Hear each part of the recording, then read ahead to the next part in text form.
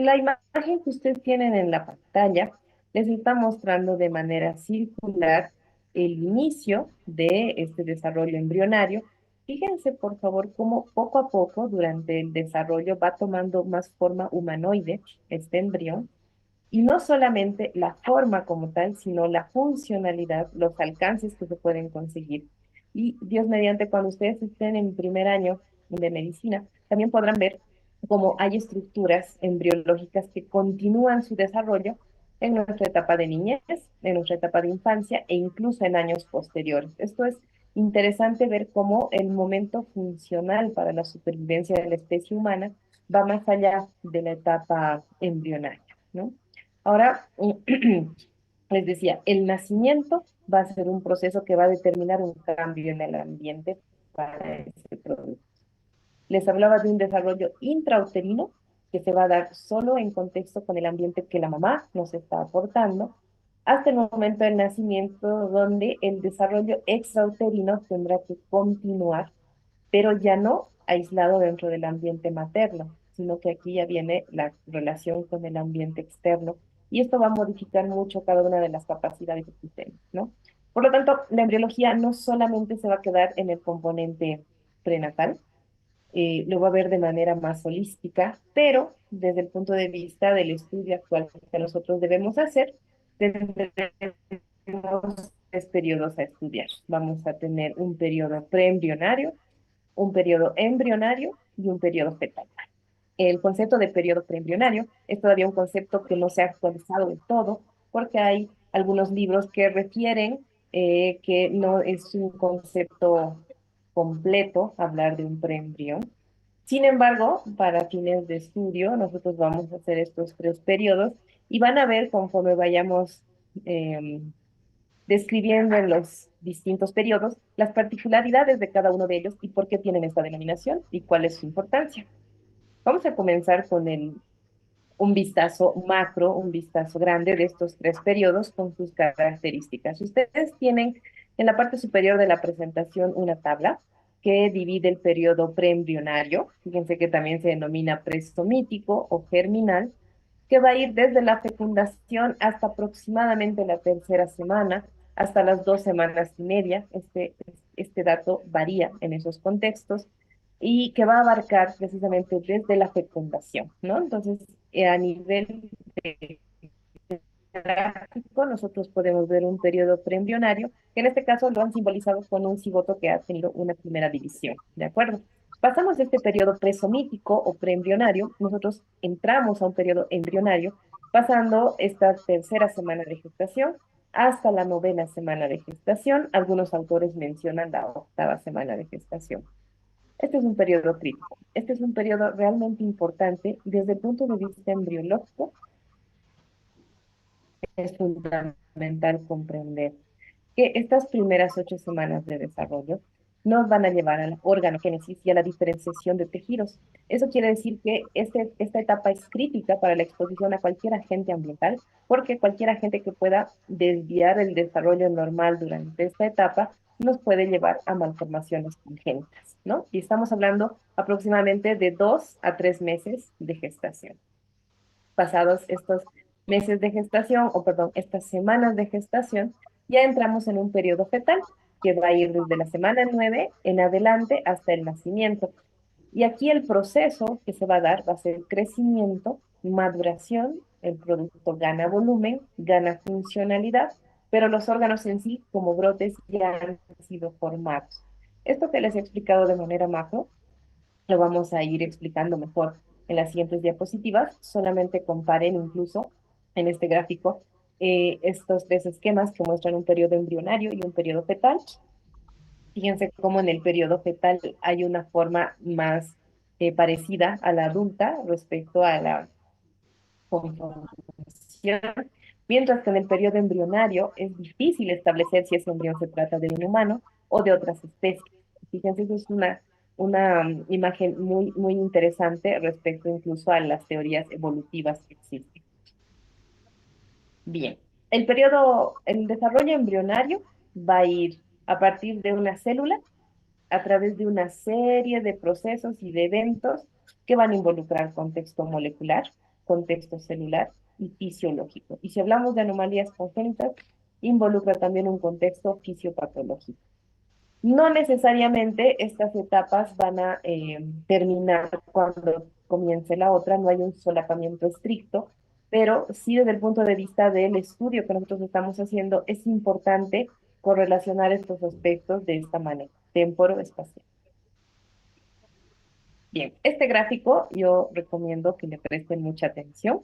Este gráfico es el resumen prácticamente de la clase del día de hoy y lo vamos a revisar de manera eh, totalmente completa, de manera que ustedes puedan ver que partimos del día cero, luego vamos a revisar la semana en la que estamos, luego vamos a revisar el periodo y luego del periodo veremos qué procesos biológicos están relacionados con esta ubicación temporoespacial y nos vamos a ir familiarizando con nuevos nombres respecto a cada una de estas estructuras que se van a ir conformando. Fíjense que si nosotros partimos del día cero hasta el día 7, en términos sencillos, esa es la primera semana de gestación, eh, nosotros vamos a tener un proceso de segmentación. La célula inicial se va a conformar en distintas células hasta conformar una mórula y esta mórula va a ir viajando o siendo trasladada por la trompa uterina. Cuando esta mórula se llena de líquido internamente y desplaza la masa de células, esto se considera un blastocisto. Tengo imágenes más adelante donde van a ver ustedes cómo se ve un blastocisto, ¿sí? Si seguimos en esa misma línea, la segunda semana de gestación hasta el día 14 vamos a ver procesos biológicos de cavitación, vamos a iniciar el proceso de implantación en mucosa uterina y también vamos a tener una relación con la gastrulación. La gastrulación se define como la diferenciación de las tres capas germinativas, endodermo, ectodermo y mesodermo. Eso nos permite hablar de discos bilaminares y discos trilaminares desde el punto de vista de la conformación estructural del embrión. Y fíjense que aquí hay un proceso biológico muy importante que se denomina plegamiento del embrión. Esto se da en la tercera semana de gestación. Plegamiento del embrión establece un embrión inicialmente horizontal, plano, que posteriormente va a ir haciendo este proceso de plegarse sobre sí mismo y ese plegamiento nos permite ingresar en una etapa embrionaria que va a ir desde la tercera hasta la octava, casi novena semana y hablar de procesos biológicos como son morfogénesis, porque el embrión va tomando forma de su especie, organogénesis, porque vamos a ir formando los brotes iniciales de cada uno de los órganos, estamos hablando del corazón, tracto digestivo, pulmones, la parte renal, la parte de genitales, etcétera, van a ir conformando sus estructuras, así como el tejido funcional va a tomar este inicio de funcionalidad respecto a la histiogenesis. Y a partir de esto hablamos ya de un embrión propiamente dicho. Y pasamos la semana 50, perdón, la octava semana hasta la 38 a 42 semanas, donde vamos a crecer, va a haber desarrollo y se va a producir el nacimiento. Entonces, el periodo más crítico de conformación y de desarrollo embrionario precisamente va en estas primeras semanas de gestación, no así pasado este periodo donde solamente nos falta desarrollarnos o crecer. Muy bien, vamos a repasarlo todo de manera más detallada. Si partimos del día cero, vamos a repasar por estructura embrionaria, por proceso biológico, por ubicación y periodo, que vamos a partir de la conformación de un cigoto, producto de la fecundación, evento que se va a dar en el tercio distal de la trompa uterina. Entonces, ustedes tienen en pantalla una microfotografía de la unión de un espermatozoide con un óvulo, que se muestra en esquema en los siguientes gráficos, que ustedes pueden leer, mencionado como ovocito secundario. Un ovocito secundario es un óvulo que ha pasado por distintas etapas de maduración e incluso gametogénesis, que involucra la distribución o redistribución de su material genético y que es apto para ser fecundado. Un ovocito secundario tiene una zona pelúcida que lo rodea, tiene una corona radiada e internamente está conformado solo por la mitad del material genético. A esto se denomina haploidía. Y este material genético en la especie humana corresponde a una carga de 23 cromosomas. Cuando se da la fecundación, el espermatozoide aporta 23 cromosomas, el óvulo aporta 23 cromosomas y la suma por simple matemática reconstituirá los 46 cromosomas que caracterizan a la especie humana. Eso es muy importante considerar, comprender y entender. Y una vez que se fusionan ambos gametos, pues vamos a tener una etapa de conformación de pronúcleos. Estos pronúcleos deben fusionarse para mezclar su material genético y una vez que ese material genético se ha mezclado y se ha activado, ya podemos hablar de un cigoto propiamente dicho, que es un nuevo organismo totalmente distinto al papá y a la mamá, por todo lo que les he explicado respecto a la carga genética.